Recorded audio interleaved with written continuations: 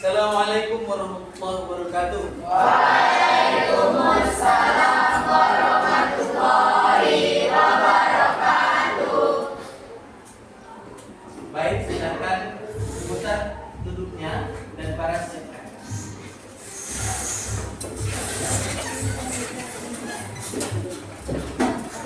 Siap, gerak. Berdoa mulai.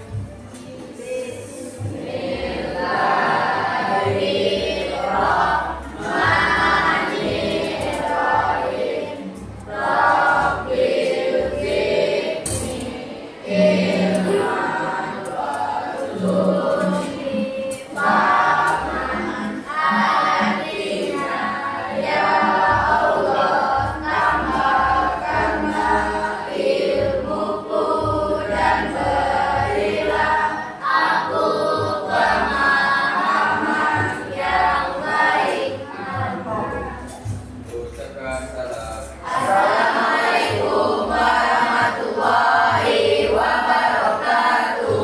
Waalaikumsalam warahmatullahi wabarakatuh. Apa kabar anak hari ini?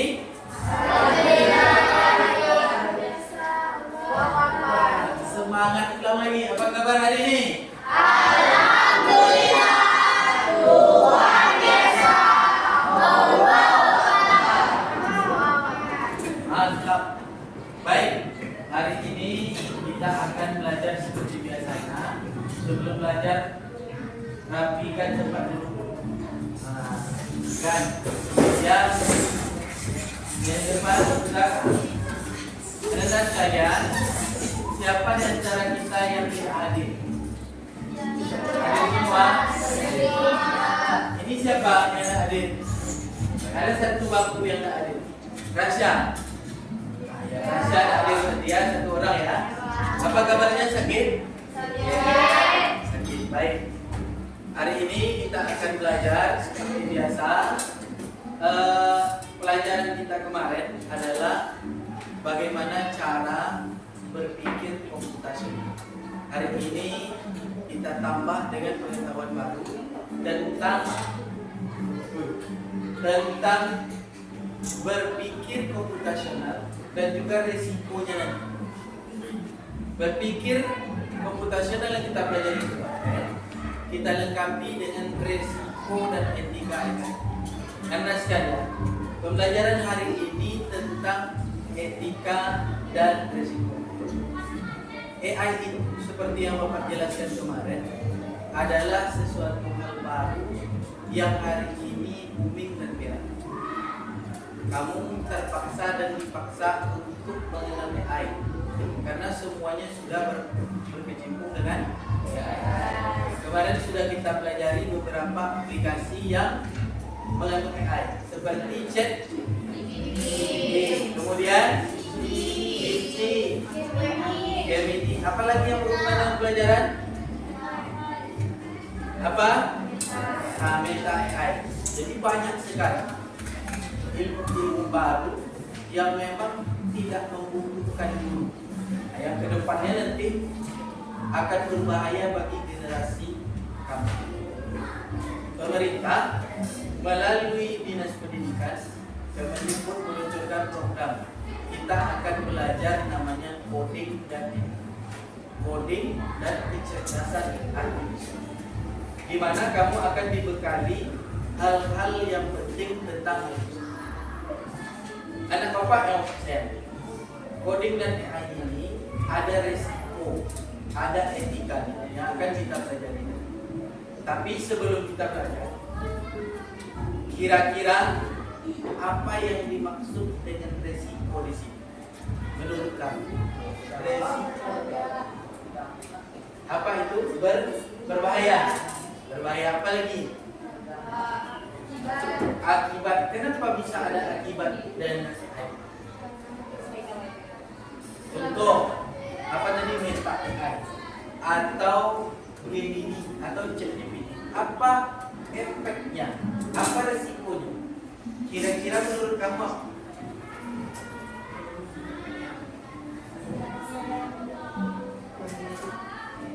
Kuat lagi, jarang.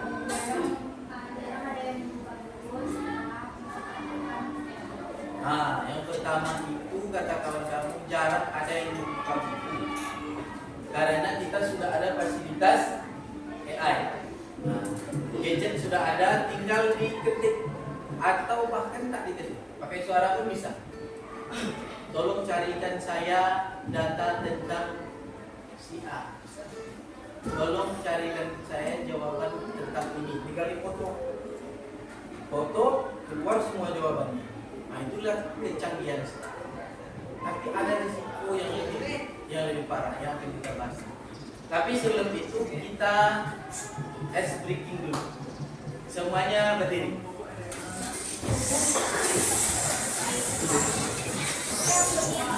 Ayo berdiri. Kita bermain kebalikan. Bermain kebalikan. Bapak bilang maju, kamu mundur sekaligus mengucapkan mundur. Maju, mundur sekaligus maju. Paham? Bapak bilang maju berarti kamu bilang mundur dengan gerakan yang mundur. Bapak ucapkan maju berarti kamu mundur. Bapak bilang mundur berarti maju. Jongkok berarti berdiri. Berdiri berarti jongkok. Siap? Siap. Tes fokusnya. Oke? Maju. Maju. Mundur. Mundur. Berdiri. Berdiri. Harus fokus. Jongkok. Bagus. Tepuk tangan untuk kita semua.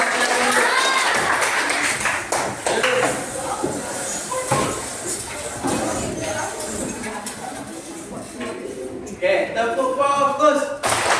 Melihat, mendengar, mengingat, fokus. Pernahkah kamu menggunakan aplikasi ini? Pernah. ChatGPT pernah? Pernah. Gemini pernah? Pernah. Canva pernah? Pernah. Zikra pernah? Nah, coba dari Zikra. Apa aplikasi yang pernah kamu pakai? Gemini, coba diskusikan. Apa yang kamu cari di Gemini? Ada yang cari jawaban, Pak. Jawaban apa itu? Pertanyaan soal. Soal tentang agama, tentang IPS, Ya. IPA. Nah, berarti mencari jawaban. Ada mencari orang di sana? Ya. Tidak ada. Ada. Ada yang Pak, silakan. Tepuk tangan untuk Zikra. Ada yang lain yang pernah memakai Canva ada? Ada. Ada siapa? Ini. Nah, Amel. Maju. Oke. Kapan Amel menggunakan Canva? Untuk mencari Kadang untuk ngedit tugas kelompok, ya. untuk ngedit jadwal pelajaran, Ada lagi. kadang untuk ngedit keluar data bisa. Tepuk tangan untuk Amel. Oke. Kalau ChatGPT dengan Gemini kegunaannya bersama ya. Kalau Canva itu lebih kepada mendesain foto, mendesain poster. Seperti yang dilakukan oleh kelas 93, yaitu membuat organisasi kelas, jadwal pelajaran, jadwal piket dengan Canva. Nanti kita sudah cerdas menggunakan AI. Cerdas menggunakan AI. Tapi cerdas belum tentu bijaksana. Hari ini kita pelajari. Hari ini kita belajar selama 2 jam pelajaran. Satu, bertujuan untuk agar kamu bisa menjelaskan cara kerja sederhana tentang AI generatif yang tadi. Kedua, kamu bisa menilai manfaat dan risiko dari AI. Ternyata risikonya ada. Setelah belajar ini kamu harus tahu apa itu risiko. Ketiga, bisa mendemonstrasikan penggunaan AI. Penggunaan AI itu nanti coba demonstrasi. Oke. Coba tengok ke depan. AI itu adalah sebuah aplikasi atau sebuah cara kerja yang sengaja dipindahkan dari kehidupan nyata ke dalam wujud komputer atau sistem. Sebenarnya kalau dinilai kita ini lebih canggih dari itu. Cuma masalahnya manusia itu memiliki batas memori untuk merefresh suatu kegiatan. Apabila dia lama sekali, dia akan mudah lupa. Kalau AI, dia akan menyimpan selama-lamanya. Seperti Gemini yang dipakai kawan-kawan tadi. Jawaban itu, apakah dia yang mencari itu? Kita tidak. Itu adalah produk Google. Dia dikirim semua informasi ke dalam Gemini. Informasi yang ada dalam Google dihimpun dalam satu aplikasi atau web namanya Gemini. Kemudian otaknya kan penuh isinya dengan semua mata pelajaran. Ketika kamu tanya, dia tinggal menulis jawabannya. Apakah ada resiko salah? Ada. Tapi dia berusaha memunculkan jawaban yang paling bagus dan paling benar versi dia. Tapi kalau dia salah, dia tidak akan pernah berusaha karena dia hanya sebuah sistem. Kalau manusia, apabila dia menyesatkan, tersesat dan menyesatkan orang lain, dia akan merasa dan berbuat berbeda. Jadi AI ini sebuah komponen yang dibutuhkan dalam satu sistem. Ketika kamu tanya, dia akan menjawab. Tapi ketika tidak ada, dia tidak akan bisa. Contoh, kita buat contoh.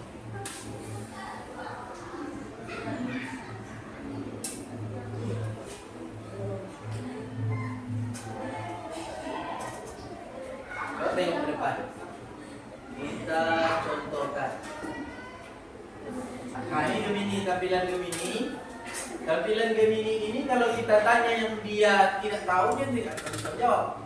Tapi kalau tanya yang dia tahu, dia akan jawab. Coba ya. Siapa itu? Razali Febrian.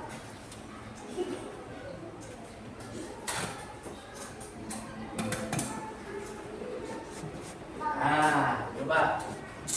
Apa keterangannya? Berdasarkan informasi yang saya terima atau yang tersedia, satu, Razali itu adalah penulis atau peneliti. Dia tercantum sebagai penulis atau kolaborator dalam beberapa artikel yang tersedia. Karena Bapak pernah mempublikasikan artikel yang sebagian besar berkaitan dengan pendidikan agama Islam. Paham? Jadi tidak mungkin dia bohong. Kalau Bapak nulisnya bukan agama Islam, dia nggak bisa mengeluarkan. Tidak mungkin itu matematika kan? Bapak kudu agama pada dasar. Paham? Kedua, afiliasi akademik. Ia berafiliasi dengan Universitas Islam Negeri Sultan Syarif Qasim Riau dan juga pernah disebut berafiliasi dengan Sekolah Tinggi Agama Islam di Jakarta. Karena Bapak pernah mengajar di dua tempat itu sampai saat ini. Ya, tahu informasinya. Tugas, ia juga tercatat sebagai operator di SMP Negeri 37 Pekanbaru dan tim anggota TPPK, tim pencegahan dan penanganan kekerasan di sekolah. 4, karya tulis. Nah, nampak kan? Karya tulis yang Bapak tulis ini.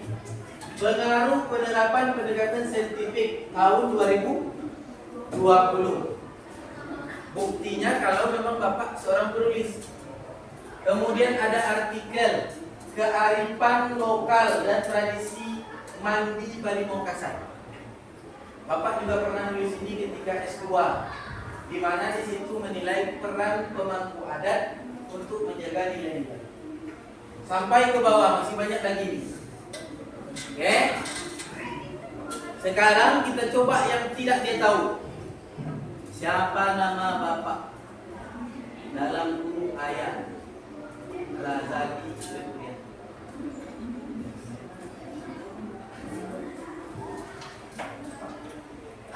Katanya informasi yang tersedia secara spesifik Bapak Razali Febrianto adalah Sulaiman Bakri almarhum, tetapi ia bukan nama ayah dari Razali Febrianto.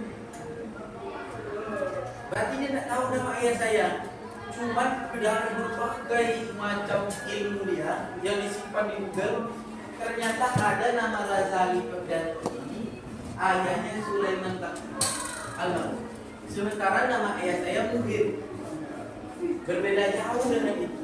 Hati-hati ya, AI itu hanya menampilkan apa yang pernah dia rekam di dalam sistem. Kemudian ketika kamu tanya, dia akan mengeluarkan jawaban. Tapi kalau dia tidak yakin, disebutkannya saya kurang yakin, saya tidak tahu. Ternyata itu bukan nama AI, kecerdasan artifisial yang sekarang sudah banyak aplikasi lain yang memang sama dengan itu. Paham? Paham sampai situ? Oke, kita lanjut. Kita tengok yang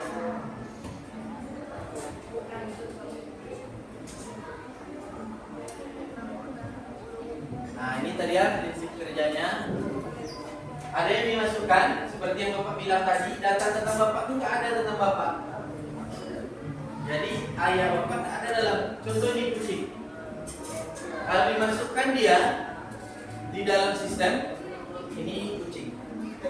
Ketika kamu tanya nanti di Gemini, dia akan menampilkan itu kucing. Akan pernah Gemini itu bilang itu anjing. Karena orang memasukkan foto ini adalah foto kucing. Paham? Saya memasukkan foto kucing ini ke dalam Google. Alhamdulillah, kucing kesayangan Persia saya atas nama Benny sudah saya mandikan.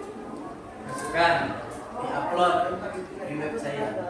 Nanti ketika orang bertanya, berikan saya gambar kucing Persia yang sudah dimandikan dalam keadaan fresh. Nanti keluar, muncullah salah satunya gambar kucing. Karena ini gambar kucing. Paham? Cara memasukkan.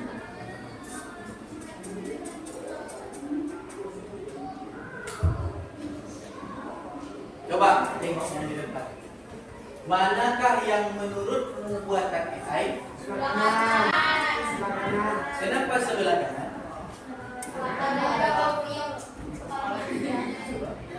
Gambar apa itu sebelah kanan?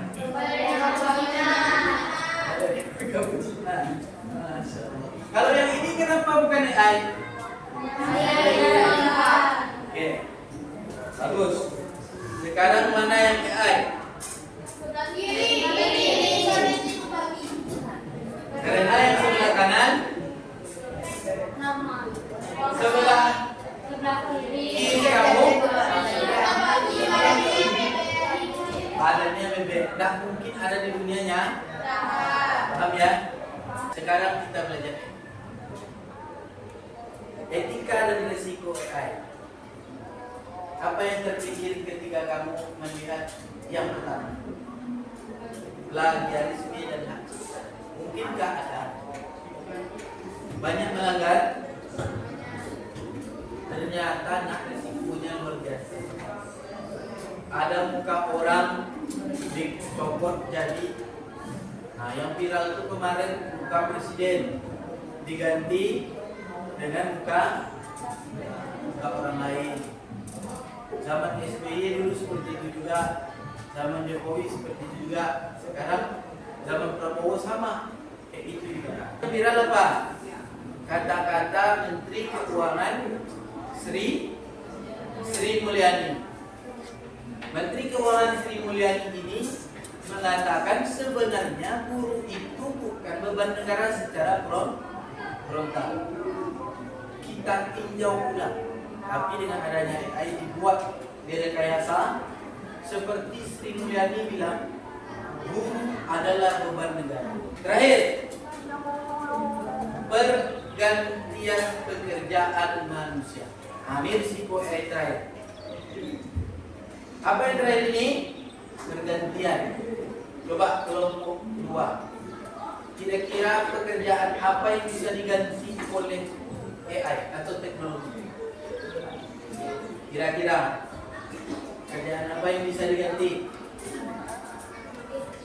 Administrasi, admin. Tenaga administrasi itu bisa diganti oleh AI. Tidak perlu lagi orang untuk melegalisir lagi, tidak perlu cetak ijazah lagi, karena semuanya sudah online, PDF. Orang tua kamu pasti mengalami perubahan KK.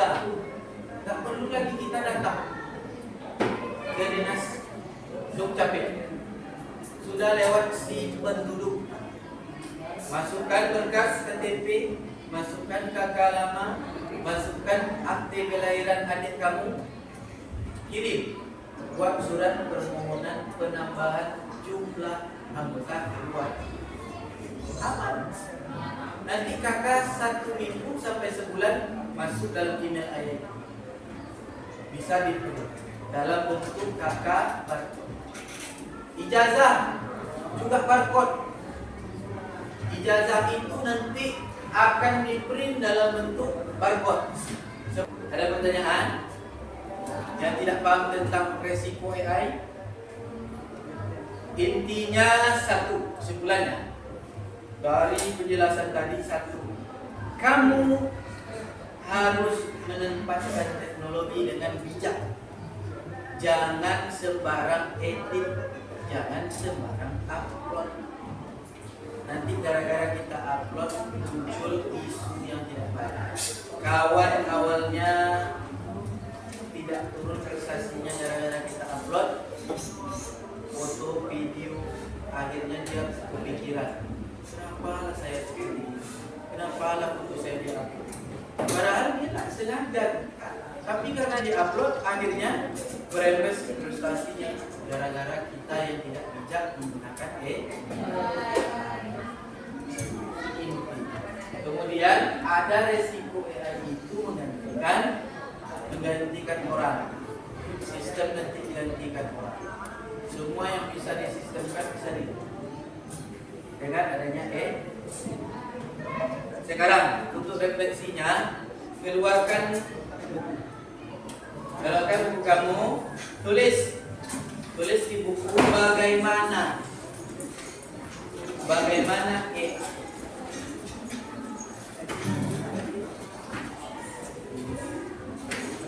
Yang pertama pertanyaannya, jawab ya.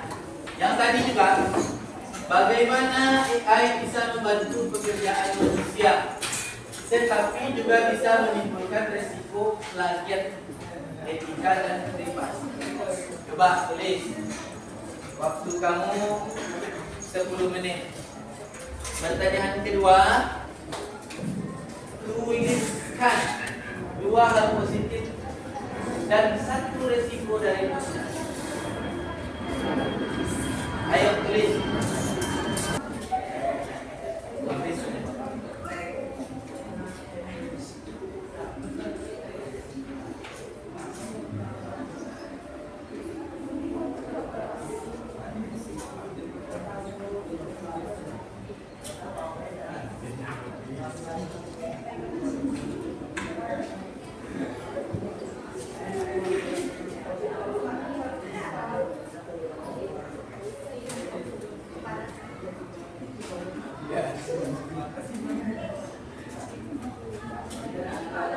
Bagaimana AI bisa membantu pekerjaan manusia?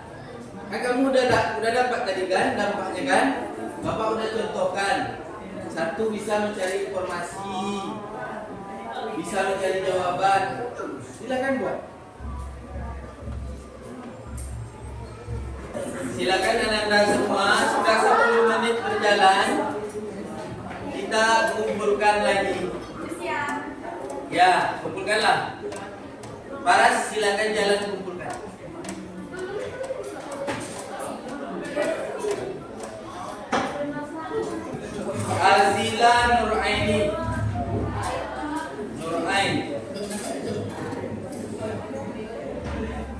Bagaimana AI bisa membantu pekerjaan manusia untuk mencari informasi, mencari jawaban dari soal-soal yang sulit.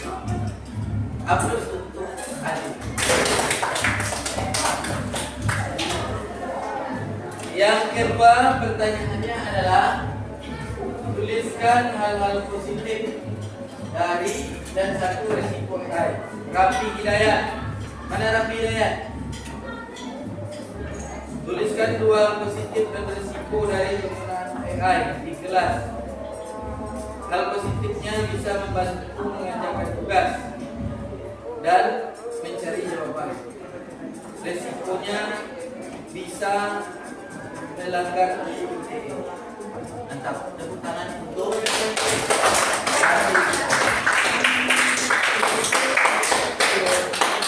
jadi rupanya ada undang-undang ya. Ada undang-undang. Bahaya ya kalau plagiat kamu setelah itu kalau kamu menyebarkan berita hoax bisa dikenakan undang-undang ITE. Oke? Sebelum kita tutup, para silakan pimpin untuk membaca salah dan salah. Silakan. Ya,